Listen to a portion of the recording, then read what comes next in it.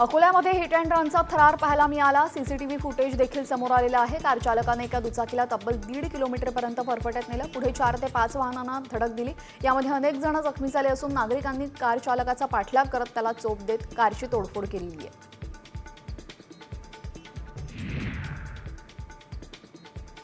देवाला सुद्धा थंडावा मिळावा म्हणून विशेष कूलरची सोय करण्यात आलेली आहे। अकोल्याच्या टिळक रोडवरील मोठ्या राम मंदिरातील गजानन महाराजांच्या मूर्तीला थंड ठेवण्यासाठी विशेष कूलरची सोय करण्यात आलेली आहे। दरम्यान शहरामध्ये तापमानाचा पारा 44 अंशांच्या पार पोहोचलाय।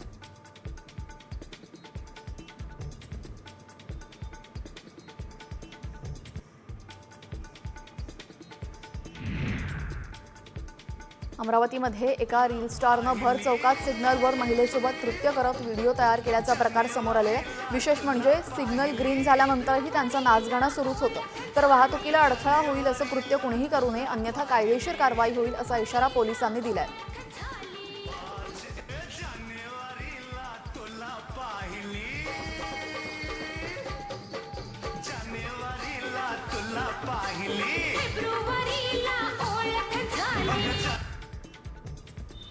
यवतमाळ जिल्हा आरोग्य विभागाच्या 5 शववाहिका धूळ खात पडल्याचं दिसतंय।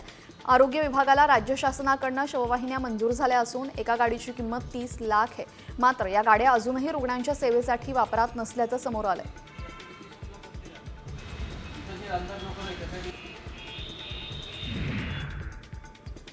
अमरावतीवरून मुंबईला जाणाऱ्या पहिल्याच विमानाचं तिकीट फुल झालेलं आहे। 16 एप्रिलला अमरावती विमानतळावरनं पहिले विमान मुंबईच्या दिशेने झेपावणार आहे। अलायन्स एअरलाईनद्वारे विमान प्रवासाची जबाबदारी आहे।